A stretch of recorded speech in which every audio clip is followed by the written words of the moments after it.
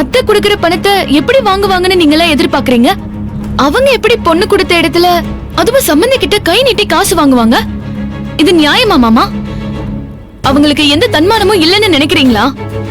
அவங்களுக்கும் மான ரோஷம் இருக்காதா என்ன? ரொம்ப இருந்துச்சுமா.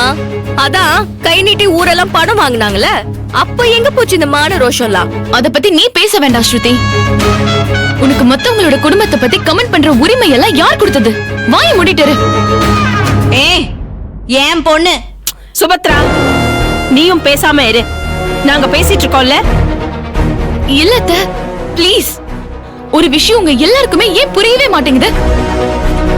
அவங்க ஏற்கனவே ஊர் முழுக்க கடன் வாங்கின குற்ற உணர்ச்சியில இருக்காங்க. பொண்ணுக்கோ சம்பந்தி வீட்டுக்கோ இந்த விஷயம் தெரியக்கூடாதுன்னு அவங்களே தேவி அக்காவோட போனை எடுக்காம, அவங்கள வந்து பார்க்காம, நாமளே போனாலும் நம்மள சந்திக்காம ஓடி ஒளிஞ்சிட்டு இருக்காங்க. இதெல்லாம் அவங்களோட அம்மா என்கிட்ட சொன்னாங்க. அப்படிப்பட்டவங்க இங்க வந்து சம்பந்தி கிட்ட பணம் வாங்குவாங்களா என்ன?